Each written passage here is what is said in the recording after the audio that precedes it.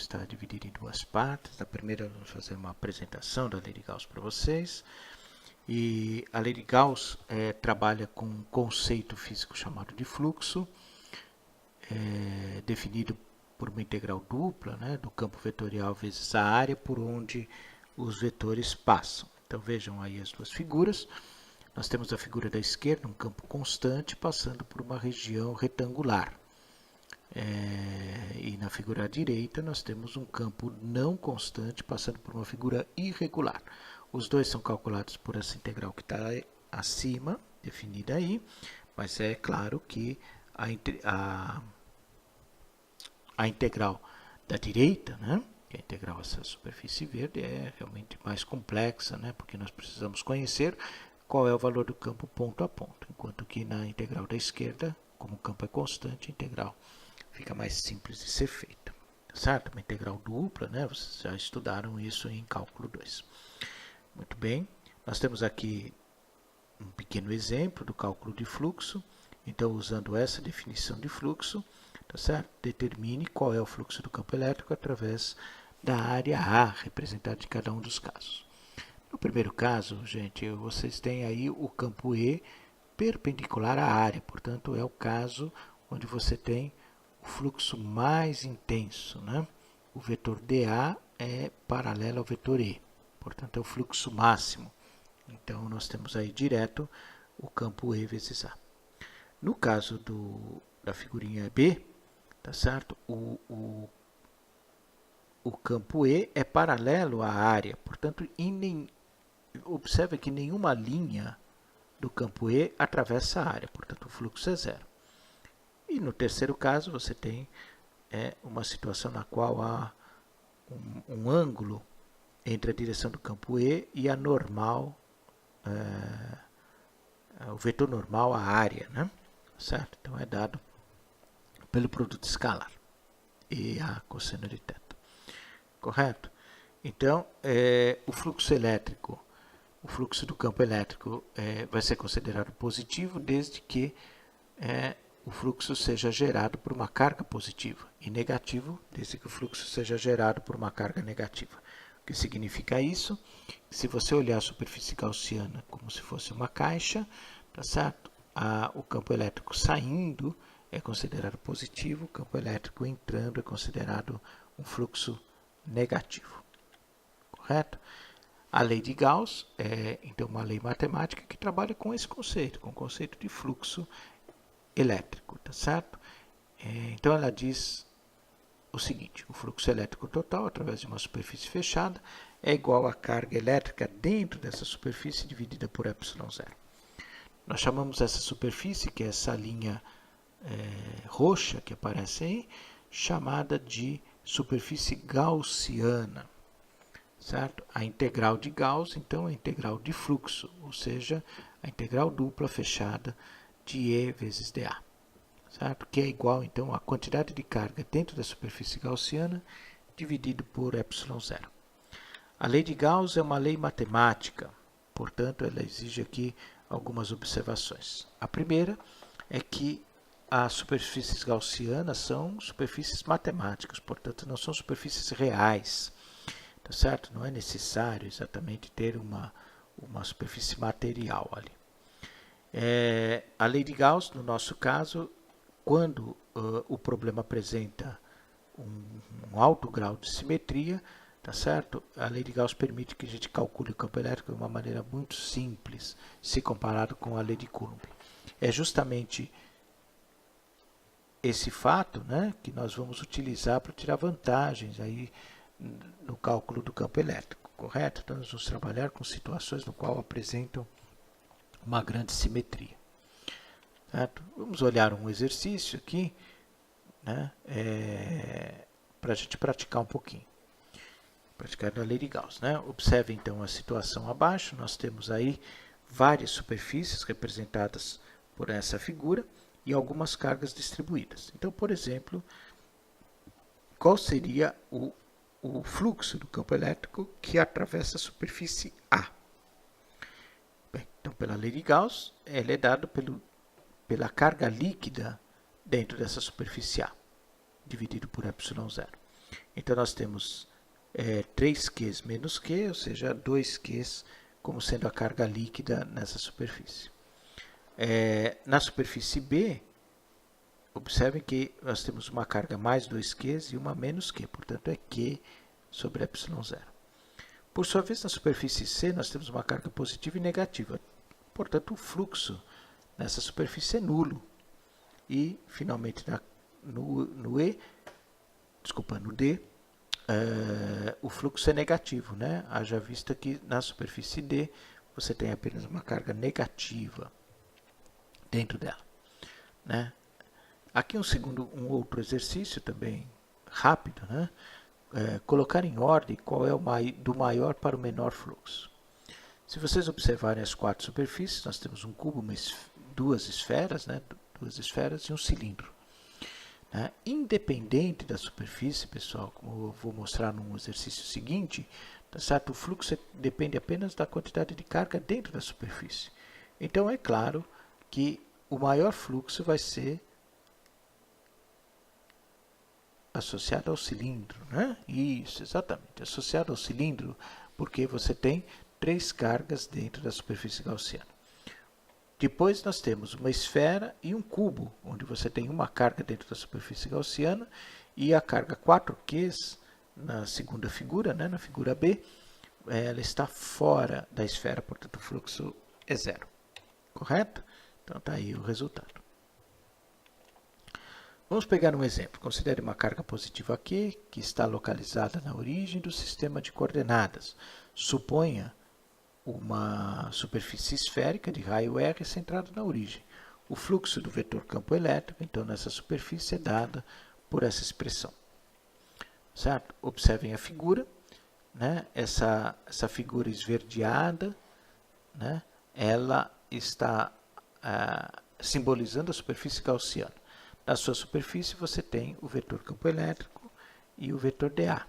O produto escalar entre eles vai dar módulo do primeiro, módulo do segundo, cosseno do ângulo entre eles.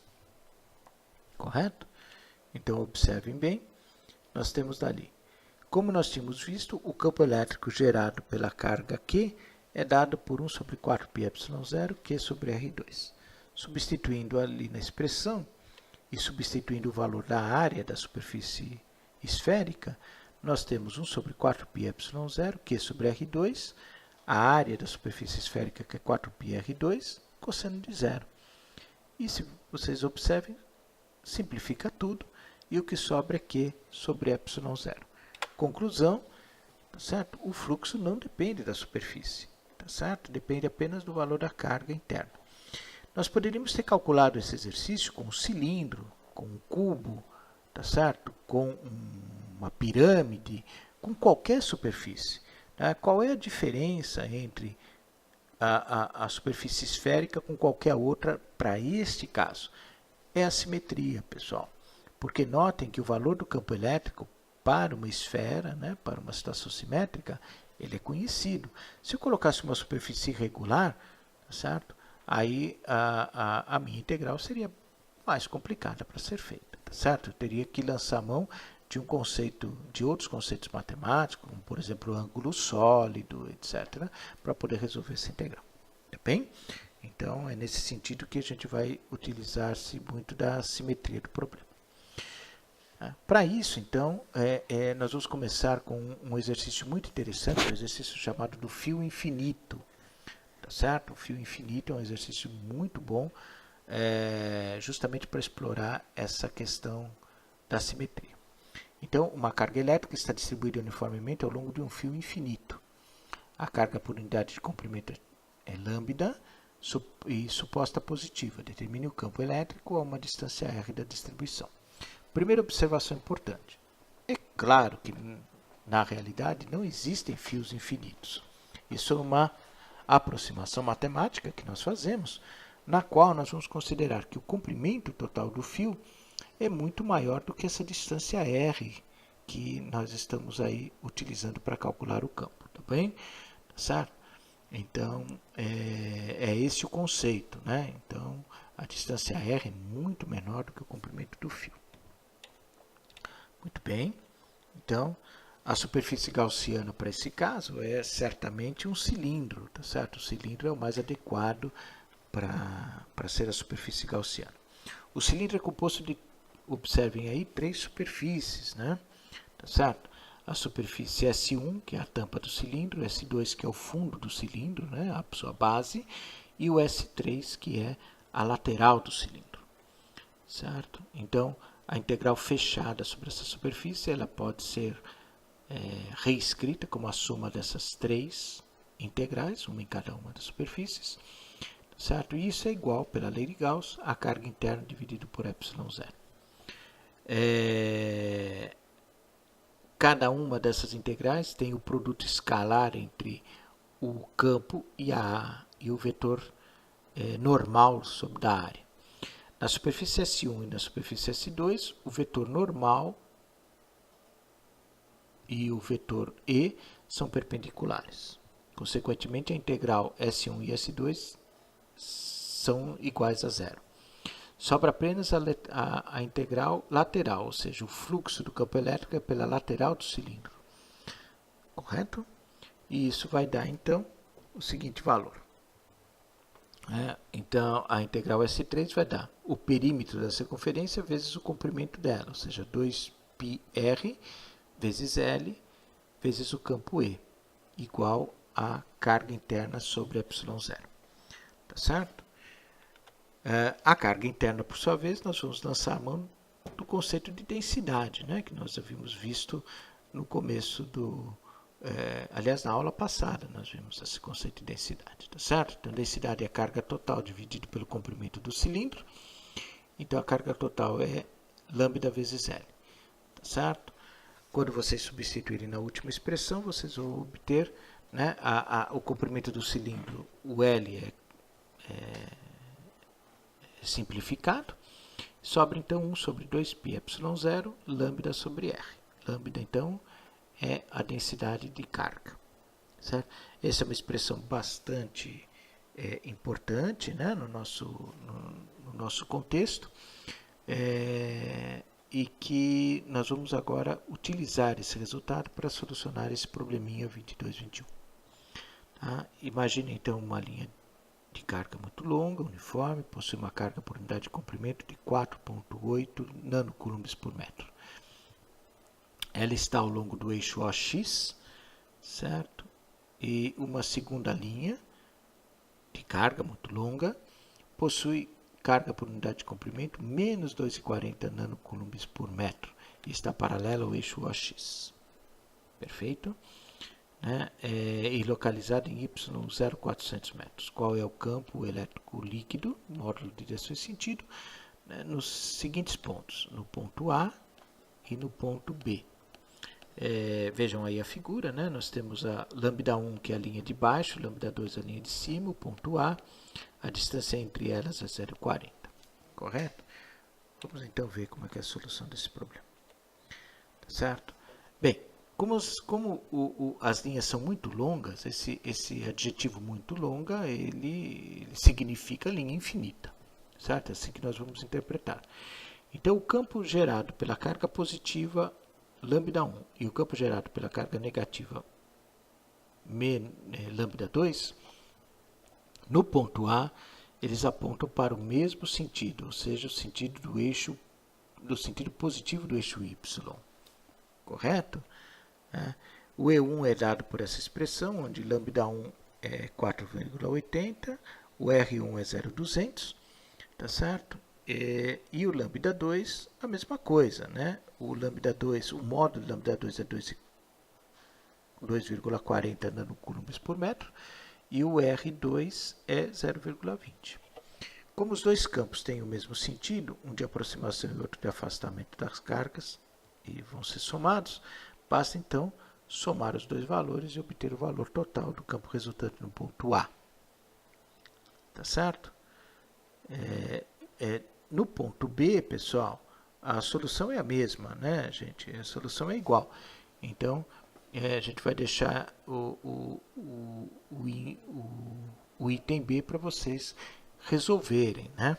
Tá certo? Então, observem que o item B, se vocês pegarem o lambda 2 é um campo de aproximação, então o vetor vai apontar para baixo, enquanto que o vetor vai apontar para cima, correto?